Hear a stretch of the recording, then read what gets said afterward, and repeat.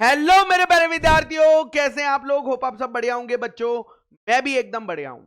आज बच्चों में आपका जो बहुत मेन डाउट आता है कि सीए इंटर में सर क्या क्या गलती हो जाती है जिसकी वजह से एस्पिरेंट सीए इंटर के एग्जाम को फर्स्ट अटेम्प्ट में क्लियर नहीं कर पाता है। तो आज मैं आपको वो गलतियां बता रहा हूं जो मेजॉरिटी ऑफ दी एस्पिरेंट्स अपनी तैयारी में कर देते हैं, और अगर आप उन्हें अवॉइड करोगे तो आप फर्स्ट अटेम्प्ट में क्लियर कर पाओगे। मेहनत तो सभी कर रहे हैं, बट कहीं ना कुछ गलती हो जाती है। ऐसा नहीं है कि स्टूडेंट्स मेहनत नहीं करते, परसेंटेज कम रहती है, बट मेहनत तो सब कर रहे हैं ना। तो क्या गलतियां हमें अवॉइड करनी है, इसको मैंने दो पार्ट्स में बांटा है, एक प्रैक्टिकल सब्जेक्ट्स के लिए और एक थ्योरी सब्जेक्ट्स के लिए, कि प्रैक्टिकल सब्जेक्ट्स में बच्चा कहां गलती करता है, और अगर आप भी ये गलती कर रहे हैं ना तो अभी से आप सुधार सकते हैं। ओके सर, चलिए तो स्टार्ट करते हैं। सबसे पहले प्रैक्टिकल सब्जेक्ट्स में बच्चे की क्या क्या गलती होती है। एक जो मुझे लगता है कि बच्चा गलती करता है वो ये होता है, कई सारे सीए एस्पिरेंट्स अकाउंट्स हो गया, कॉस्टिंग हो गया ना, उसके क्वेश्चन का ऑडिट करते हैं। हाँ, बुक में ठीक कर रखा है, अरे ये फिगर यहां चली गई। नहीं भैया, आपको एक कॉपी लेनी है, एक पेन लेना है और खुद से क्वेश्चन को सॉल्व करना है। कई बच्चे ऐसे करते हैं, उन्हें लगता है अगर सर ने क्लास में करा दिया ना तो हमारा हो गया। नहीं, अगर सर ने सवाल क्लास में कराया, अरे कराने दो उन्हें, मुझे घर जाकर खुद से भी करना पड़ता है। जब तक मैं अपने हाथों से वो डब्बे नहीं बनाऊंगा, जब तक मैं अपने हाथों से फिगर्स को नहीं लिखूंगा, तब तक एग्जाम में मेरे हाथ चलने की हैबिट नहीं बनेगी। So don't do audit. सिर्फ ऑडिट ऑडिट में रखो, बाकी सब्जेक्ट्स में ऑडिट मत डालो। नॉट सॉल्विंग क्वेश्चन, खुद से क्वेश्चन सॉल्व करो प्लीज, क्वेश्चन को खुद से सॉल्व करो, बस देख कर मत चले जाओ, एग्जाम में दिक्कत हो जाती है।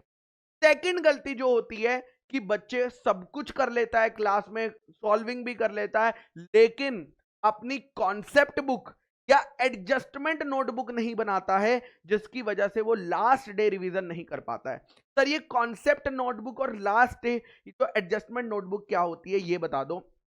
इसमें क्या होता है ना, देखो नॉर्मली में जैसे आपके जो फॉर्मूलाज है, आप फॉर्मूलाज को एक चैप्टर वाइज एक कॉपी पे लिख लो। उसके बाद किसी क्वेश्चन में अगर आपको कोई नया पॉइंट दिखता है, अटकटा सा पॉइंट दिखता है, चटपटा सा पॉइंट दिखता है जो आपको लगता है यूनिक है, उस पॉइंट को आप लिख दो, ताकि लास्ट डे जब आप रिवाइज करो तो आपको वो पूरा क्वेश्चन सॉल्व करने की जरूरत नहीं है, वो वाला पॉइंट सिर्फ आप देख लोगे ना, क्योंकि बाकी तो क्वेश्चन वो नॉर्मली था, उसमें कोई दम नहीं था।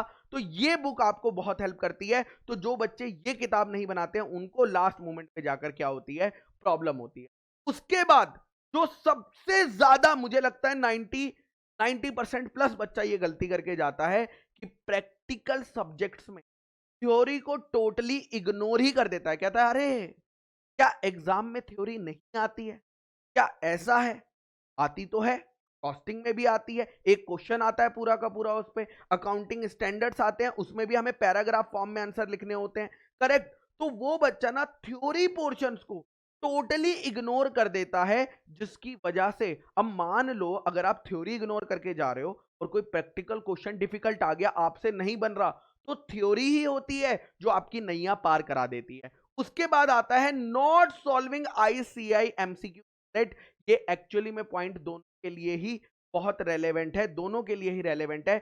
यहां पर जिस जिस सब्जेक्ट में एमसीक्यू 30% आता है, उसमें मेरी आपसे हाथ जोड़ के रिक्वेस्ट है कि प्लीज कुछ भी हो जाए, आईसीएआई के एमसीक्यू बुकलेट सॉल्व करके ही जाना। हमने अपने बैच में तो क्विज़िस के थ्रू सॉल्व कराई है, बट जिन्होंने नहीं करी है प्लीज इसको इग्नोर मत करना। आज ही जाओ डाउनलोड करो और उनके प्रिंट्स ले लो, और सारे सब्जेक्ट्स में जिसमें एमसीक्यू एप्लीकेबल है उसमें आपको सॉल्व करनी है, फिर चाहे वो प्रैक्टिकल हो फिर चाहे वो थ्योरी हो। This is the common point. And last ये भी कॉमन पॉइंट है, not giving the mock test before the exam. सीधा एग्जाम में जाकर खुद को टेस्ट मत करो, पहले कुछ मॉक दे दो ताकि आपको आपकी गलतियां पता चल जाए। मैंने भी मॉक दिए थे और सच बता रहा हूं बहुत हेल्प होती है इनसे। हमने यहां पर मास्टर टेस्ट सीरीज भी दे रखी है जो कि बहुत ही नॉमिनल प्राइस पे दी हुई है, जिसमें आपके आंसर चेक करके दिए जाते हैं, तो ये आपको बहुत हेल्पफुल होने वाली है।